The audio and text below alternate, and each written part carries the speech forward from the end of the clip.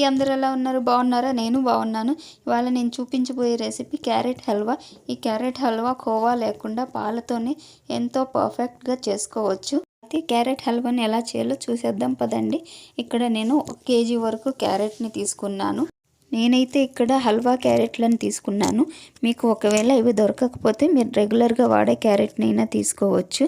ఒకవేళ మీరు హల్వా క్యారెట్లను తీసుకున్నట్టయితే ఇక్కడ ముందు పార్ట్ లావుగా ఉండేలా చూసుకోండి. సన్నగా ఉన్న క్యారెట్లను తీసుకుంటే మనం తురుముకుంటున్నప్పుడు కంఫర్టబుల్గా ఉండదు. అందుకోసమని ఇలాంటి క్యారెట్లను తీసుకోండి. మనం తీసుకున్న క్యారెట్లని ముందుగా ఇలా తొక్క తీసి పెట్టుకోవాలి. మనం తీసుకున్న క్యారెట్లన్నిటిని ఇలాగే తొక్క తీసి పెట్టుకోవాలి. మీరు క్యారెట్ వెనక పార్ట్ అనేది అస్సలు కట్ చేయకండి, ఎందుకంటే మనం తురుముతున్నప్పుడు ఇదే మనకు గ్రిప్నిస్తుంది. క్యారెట్ని తొక్క తీసాక ఇలా వాటర్లో కడిగి శుభ్రం చేసి పెట్టుకోండి. మీ దగ్గర ఇలాంటి గ్రేటర్ ఉంటే గ్రేటర్లో తురుముకోండి, లేదంటే ఒకవేళ మీ దగ్గర గ్రేట్ చేసుకున్న మిషన్ ఉన్న మిషన్లో అయినా వేసుకోవచ్చు. నేనైతే గ్రేటర్తో తురుముకుంటున్నాను. మనం క్యారెట్ తురిమాక లాస్ట్లో ఎల్లో కలర్ అనేది ఉంటుంది. ఇది అస్సలు వేయకండి, హల్వా టేస్ట్ అనేది మారిపోతుంది. మనం తీసుకున్న క్యారెట్లన్నీ ఇలాగే తురుముకొని తీసుకోవాలి. చూడండి, క్యారెట్లను ఇలా తురుముకొని తీసుకోవాలి.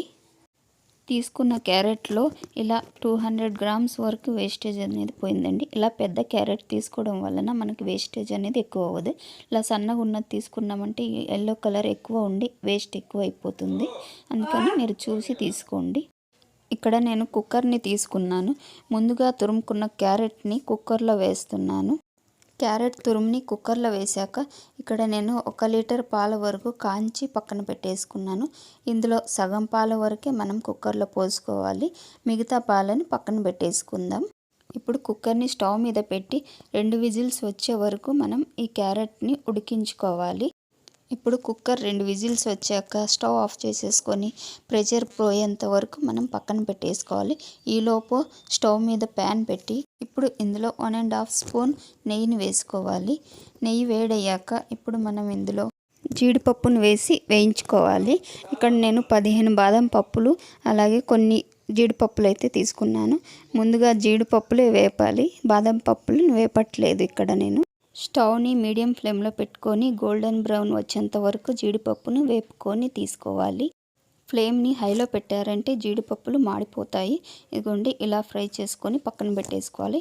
ఇప్పుడు మనం ముందుగా ఉడికించి పెట్టుకున్న క్యారెట్ని కుక్కర్ ప్రెషర్ పోయేంత వరకు ఉంచుకొని ఇప్పుడు మూత తీసేసుకొని స్టవ్ ఆన్ చేసుకొని స్టవ్ మీద ఇలా పెద్ద కడాయి పెట్టుకొని మనం మిగిలించుకున్న పాలను తీసుకొని ఇందులో పోసేసుకోవాలి. ఇప్పుడు ఉడికించుకున్న క్యారెట్ని కడాయిలో వేసి మంటను మీడియం టు హైలో పెట్టి పాలు మొత్తం ఎగిరిపోయేలాగా ఉడికించుకోవాలి. ఇలా పెద్ద కడాయి తీసుకోవడం వలన మనం తీసుకున్న పాలు అనేది పొంగి కింద పడకుండా ఉంటాయి. ఇలా కలుపుతూ బాగా దగ్గర పడేంత వరకు ఉడికించుకోవాలి. చూడండి, మనం తీసుకున్న పాలు పొంగు రావడం స్టార్ట్ అయిపోయాయి. ఇదిగోండి, ఇప్పుడు మనం తీసుకున్న పాలను కలుపుతూ ఈ స్టేజ్కి వచ్చేంత వరకు ఎగిరించుకోవాలి. ఇప్పుడు ఇందులో 1 కప్పు పంచదార వేసుకోవాలి. పంచదార వేశాక హల్వాలో మాయిశ్చర్ అనేది ఎక్కువగా వస్తుంది. ఇప్పుడు మరో 10 నిమిషాలు ఫ్లేమ్ని హైలో పెట్టుకొని ఇలా పంచదార అంతా డ్రై అయ్యే వరకు ఉడికించుకోవాలి. ఇలా ఫ్రై చేస్తూ కలుపుతూ ఉడికించుకోవాలి. చూడండి, మనం వేసే పంచదారలో వచ్చే మాయిశ్చర్ అంతా ఇలా డ్రై అయిపోవాలి. ఇప్పుడు మనం ఈ స్టేజ్లో ముందుగా జీడిపప్పు వేపుకున్న నెయ్యిని తీసుకొని ఈ హల్వాలో వేసుకోవాలి.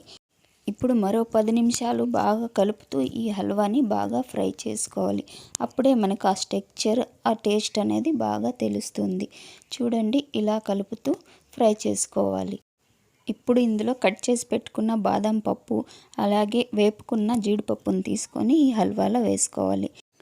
జీడిపప్పు బాదం పప్పు వేశాక మరో నిమిషం పాటు ఇలా ఫ్రై చేసుకొని హల్వాని రెడీ చేసుకోవాలి. మీరు ఎంత ఓపికతో ఈ హల్వాని చేసుకుంటే అంత టేస్ట్ అనేది బాగుంటుందండి. ఇప్పుడు మన హల్వా అయితే రెడీ అయిపోయింది. ఇప్పుడు స్టవ్ ఆఫ్ చేసేసి ఇప్పుడు హల్వాని సర్వింగ్ బౌల్లోకి తీసుకొని సర్వ్ చేసుకుందాం. మీలో ఎంతమంది క్యారెట్ హల్వా అంటే ఇష్టమో నాకు కామెంట్ చేసి చెప్పండి. ఈ వీడియో కనుక మీకు నచ్చినట్టయితే వీడియోని లైక్ చేయండి, షేర్ చేయండి, సబ్స్క్రైబ్ చేసుకొని పక్కనే ఉన్న బెల్ ఐకాన్ని ప్రెస్ చేయండి. మరో రెసిపీతో మళ్ళీ కలుద్దాం. బాయ్ అండి.